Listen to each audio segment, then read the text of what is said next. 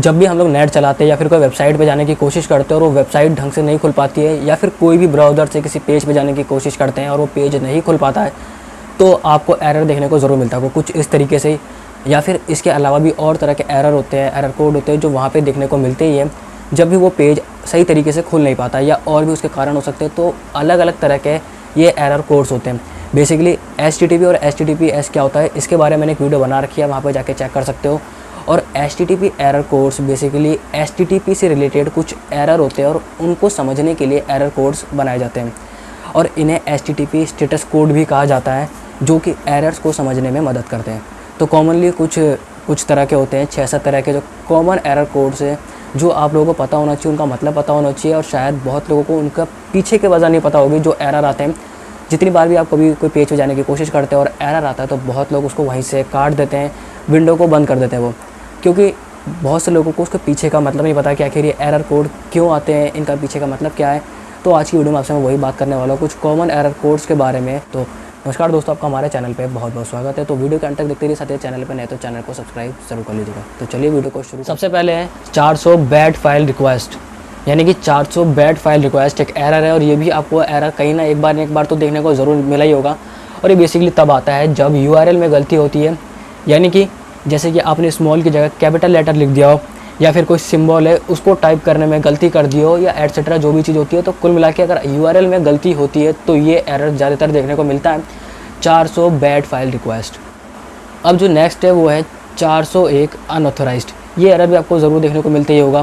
Basically ये तब आता है जब आप कहीं पर पासवर्ड को एंटर करते हो या फिर टाइप करते हो और उसको टाइप करने में गलती हो जाती है, पासवर्ड गलत एंटर हो जाता है, तब ये एरर आ सकता है 401 अनऑथराइज्ड।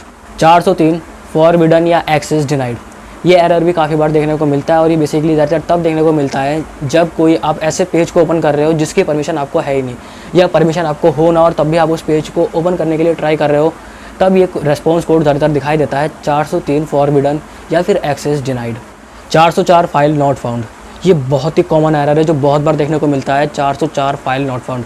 और ये तब देखने को मिलता है जब आप कोई ऐसी फाइल या डॉक्यूमेंट को खोज रहे हो अपने ब्राउज़र के ज़रिए, यानी कि कोई भी क्रोम से या फिर किसी से उस सर्वर पर जहाँ पे ये डिलीट कर दिया गया, या वहाँ पर ये अवेलेबल ही ना हो वो फाइल या डॉक्यूमेंट, या फिर हो सकता है कि उसे किसी दूसरी लोकेशन पर मूव कर दिया हो या फिर डिलीट ही कर दिया हो। तो मतलब कुल मिला के जब कोई आप ऐसे फाइल या डॉक्यूमेंट को खोजते हो सर्वर पर जो वहाँ पर अवेलेबल ही नहीं, तब आपको 404 फाइल नॉट फाउंड का एरर कोड शो करता है या दिखाई देता है आपको, 404 फाइल नॉट फाउंड। और वैसे भी ये बहुत कॉमन एरर है जो बहुत बार दिखाई देता है, 404 फाइल नॉट फाउंड का।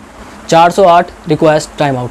ये एरर कोड ज़्यादातर तब दिखाई देता है जब या तो सर्वर की स्पीड स्लो हो जाती है, या फिर जो भी फाइल की आपने सर्वर से रिक्वेस्ट करी है या जो फाइल आप ढूंढ रहे हो उसका साइज़ ज़्यादा हो। तो ये बेसिकली तब दिखाई देता है 408 रिक्वेस्ट टाइम आउट। या फिर हो सकता है जैसे कि आप लोगों को पता है कि जितने भी जो ऑनलाइन परीक्षा जो होती है या फिर जो ऑनलाइन रिजल्ट आते हैं, जब भी कोई रिजल्ट आता है, जब एक ही वेबसाइट पर बहुत ज़्यादा लोग एक साथ रिजल्ट को चेक करते हैं, तब भी सर्वर डाउन हो जाता है, और तब आपको ये देखने को ज़रूर मिलता होगा 408 रिक्वेस्ट टाइम आउट। तो ये तभी आता है जब सर्वर की स्पीड स्लो हो जाती है, या फिर एकदम से ट्रैफिक ज़्यादा आ जाता है उस पर सर्वर पर किसी एक चीज़ को खोजने के लिए, तो फाइल का साइज़ ज़्यादा हो जाता है। तब ज़्यादा चांसेस है कि 408 रिक्वेस्ट टाइम आउट का एरर कोड ज़रूर शो होता है, और ये बेसिकली तभी होता है जब कोई रिजल्ट चेक करता है एक साथ किसी वेबसाइट पे। 500 इंटरनल सर्वर एरर। और ये एरर भी आपको ज़रूर देखने को मिलता होगा, एक ना एक बार तो ज़रूर देखने को मिला ही होगा।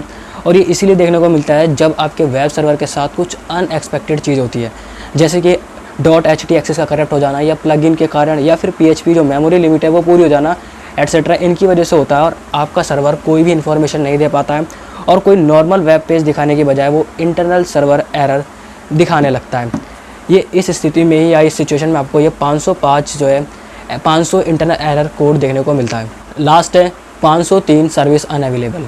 और ये आपको तब देखने को मिलता है जब आपके इंटरनेट के कनेक्शन में कोई प्रॉब्लम हो, या फिर सर्वर बिजी हो, या फिर जो कोई साइट है वो दूसरे एड्रेस पे मूव हो गई हो, तब जाके बेसिकली ये वाला 503 सर्विस अनअवेलेबल एरर आपको दिखाई देता है। तो कुछ ये 6-7 तरह के नॉर्मल या कॉमन कह सकते हैं स्टेटस HTTP स्टेटस कोड है जो बहुत बार देखने को मिलते हैं। तो मुझे उम्मीद है कि आपको जितने भी ये जो कॉमन मैंने आपको HTTP स्टेटस कोड बताया उनका मतलब आपको ज़रूर समझ आ गया होगा। तो बस आज की वीडियो में इतने, तब मैं मिलूंगा आपसे अगली वीडियो में। तब तक के लिए जय हिंद, वंदे मातरम।